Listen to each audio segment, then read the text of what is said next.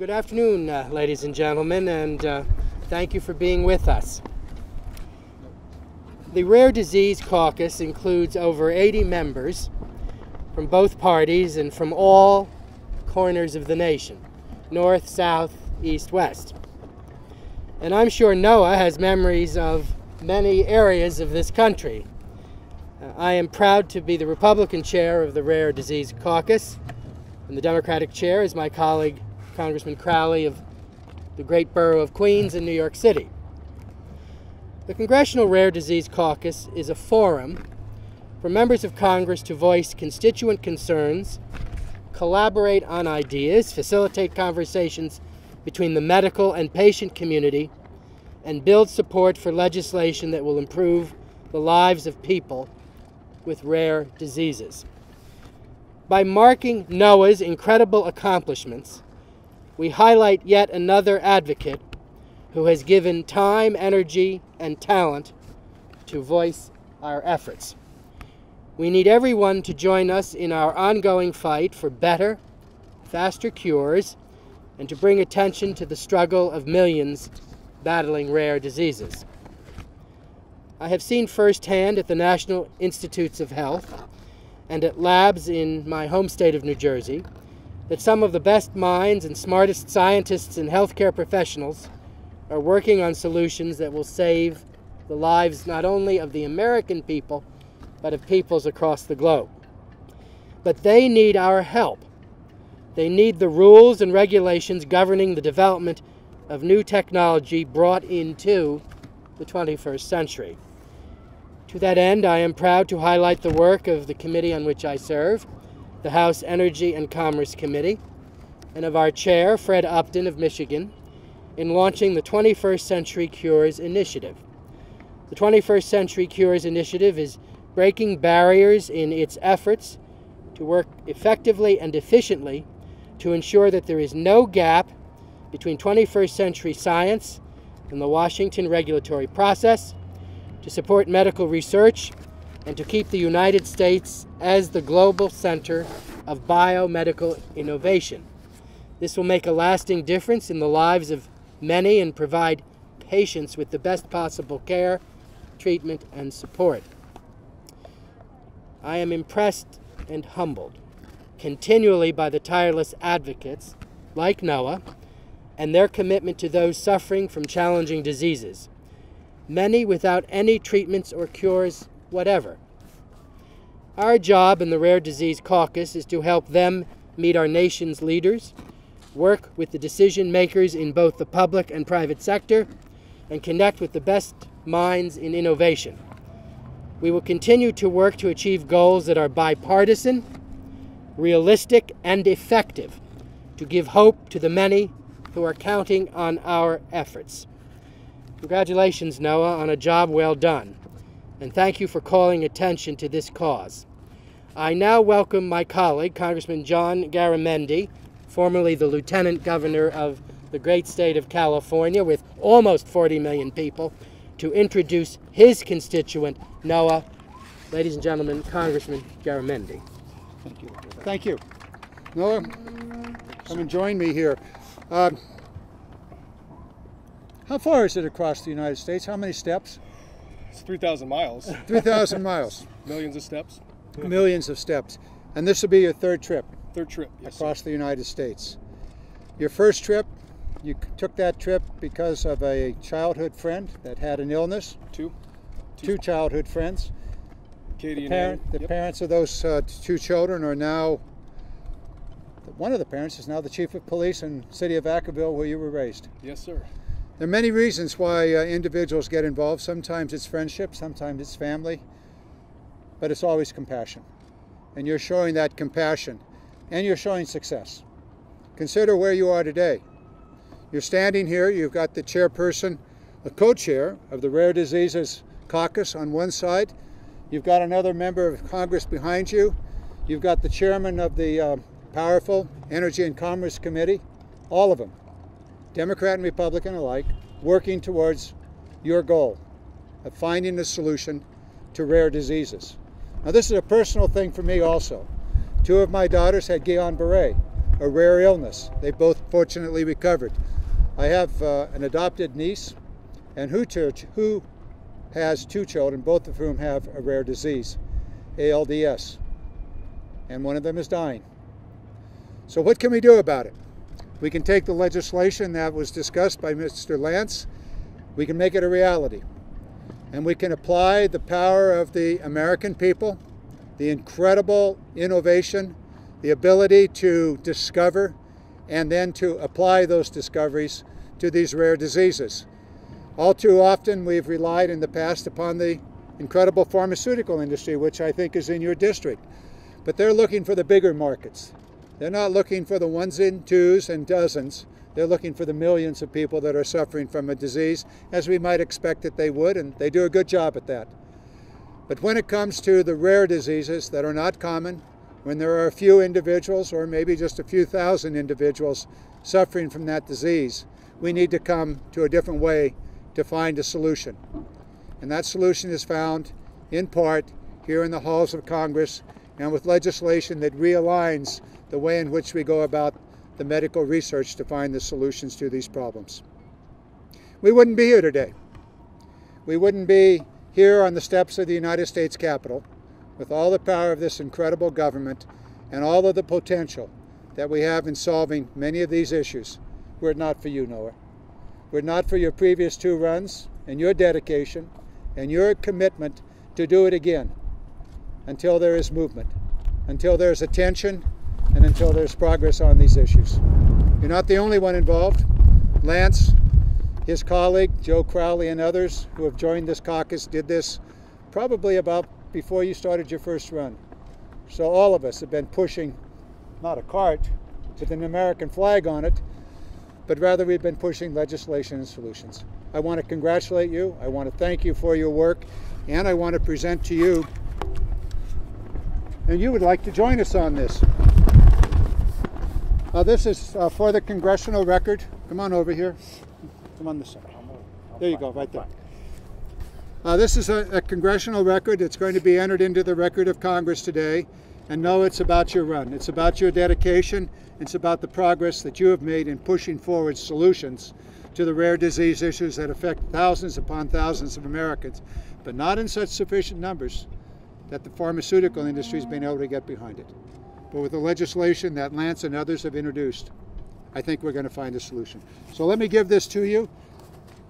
I don't know, maybe it can fit in the back of your cart there. Or maybe you just want to send it back to Vacaville. I got room. You got room. Congratulations. Let's step up front here and get a photo of this. Lance? Thank you, Congressman Garamendi. Thank you. And thank you for your dedication. Thank you very much. And now it's your turn. Now it's my turn to speak. Or walk. Probably I won't run away. I don't think so. Thank you.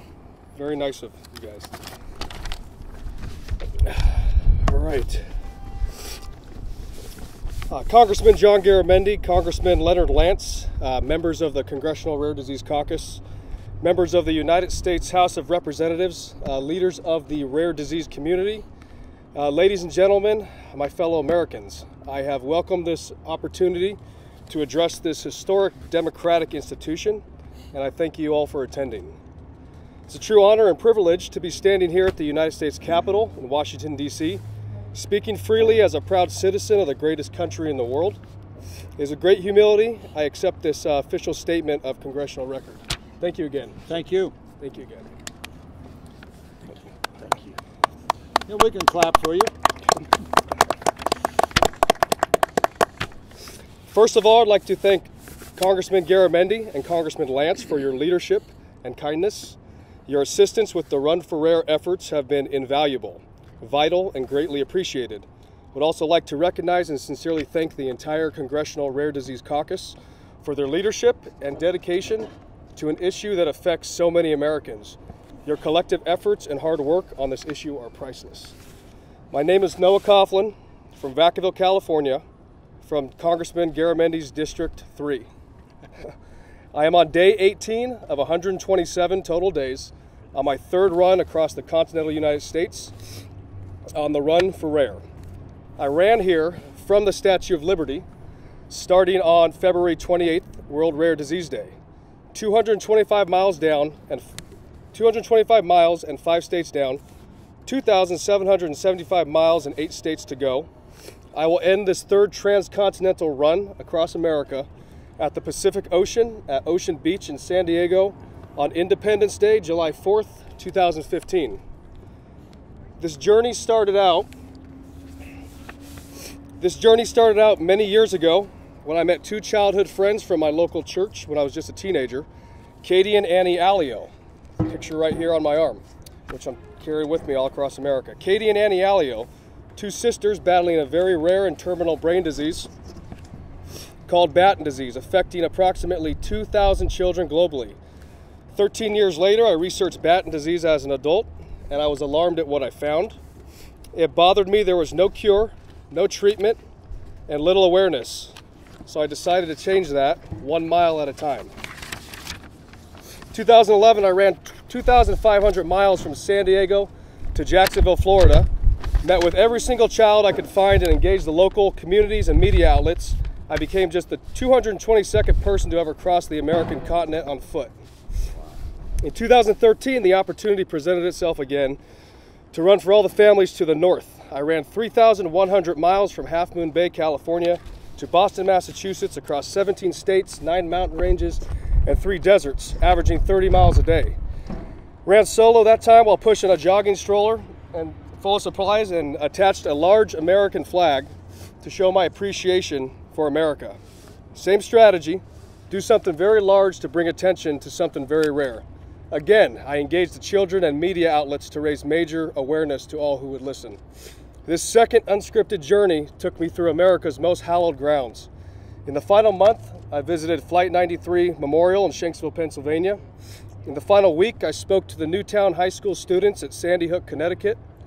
On the final day, courtesy of the state of Massachusetts and Boston Police Department, I was escorted with a large presidential police escort past Boylston Street and to the Atlantic Ocean. On the final step, the United States Marine Corps saluted the American flag as I took my final step into the Atlantic Ocean on the 238th birthday of the United States Marine Corps, November 10th, 2013. I became just the 28th person to ever cross America twice. Now in 2015, I run for the entire rare disease community. If you are affected by a rare disease, I will do the best I can to help bring your cause out of the darkness and into the light, and spread the word to others as a missionary and as a messenger. When I complete this third and final 2015 trek across America, I will become just the third person ever to cross America on foot a total of 3 times. I come before you today to address a significant national healthcare issue that causes tremendous burdens on those affected, their families, and the United States healthcare system. It is imperative that we as a nation and as a people address the plight of the 30 million Americans affected by a rare disease or disorder. That equals 1 out of every 10 Americans. This is not a small issue. These are not just statistics or numbers. These are real people with real challenges. I've met with them in person on the road and in their homes. I've listened to their stories. For the vast majority of these families, a common thread has emerged. They or their children have a rare disease. There is no treatment, there is no cure, there is minimal to no research taking place, and little hope for those affected. I can testify firsthand to the courage of the parents who would move heaven and earth if they could in a race against time to help save their child. I can testify firsthand to the strength of the children affected.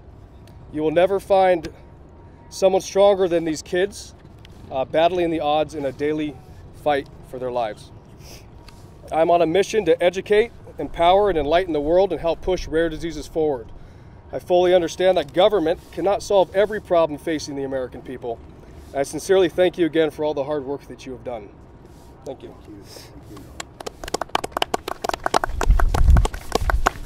For generations, the United States of America has been the global leader in bringing cures and treatments to her citizens. To maintain that leadership, a great bipartisan effort has been undertaken by Congressman Fred Upton and Congresswoman Diana DeGette with the 21st Century Cures Initiative.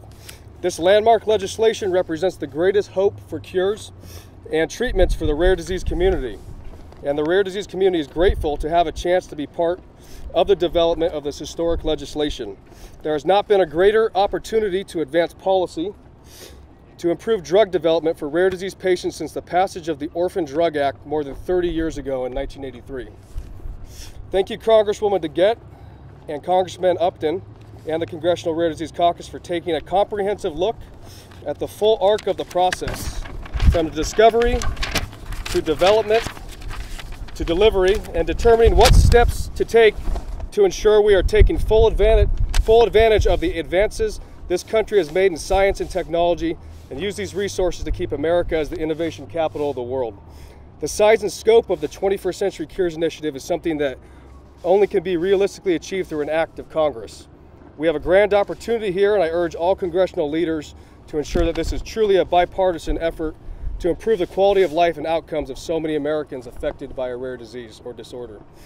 The truth of the matter is this: rare diseases know no political preference or party affiliation. Rare diseases do not adhere to city, county, or state lines, national boundaries, or lines drawn on a map. Rare diseases... You had a fair wind at your back. You've done good. Hopefully it blows me towards San Diego.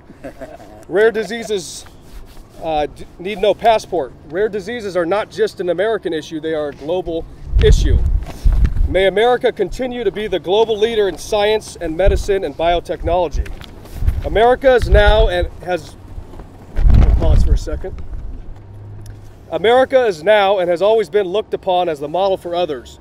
We are the beacon of hope to this world, as we have been for generations. We invent, we explore, we create, we innovate, we imagine. We are pioneers and visionaries, thinkers and artists, dreamers and adventurers. The mind of man can dream of achieving the impossible, but we must act on those dreams and take action to move forward. We must take that first step, that leap of faith. All the while, we must always be mindful of the most vulnerable of our fellow citizens. We must speak for those who have no voice, run for those who cannot walk, and stand tall for those who can only lie in their beds. As I move forward over the next 109 days from sea to shining sea, I'll be running solo and self-supported, pushing all of my supplies in this jogging stroller. I am not entirely alone on this 2015 journey, however.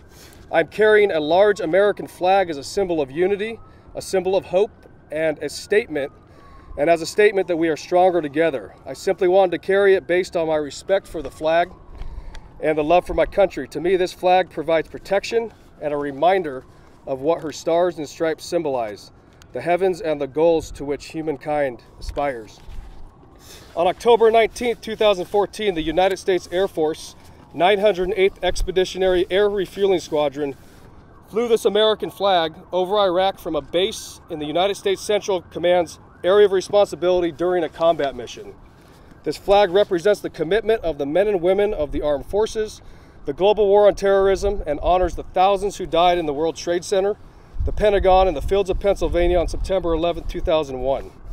Let all who look upon this flag be reminded of their accomplishments and steadfast devotion to protecting the freedoms our flag represents. The stars of American freedom are our armed forces and veterans who have done much to preserve our nation, and I thank them for their service and their sacrifice. As I forge ahead, I will fly this flag in the spirit of America, where all things are possible. I am encouraged, I am inspired, I am hopeful. I am witnessing the true character of the American people every single day, from all walks of life and all different social, religious, and personal backgrounds. There is no shortage of kindness of the American people. They are strong, they are brave, they are generous.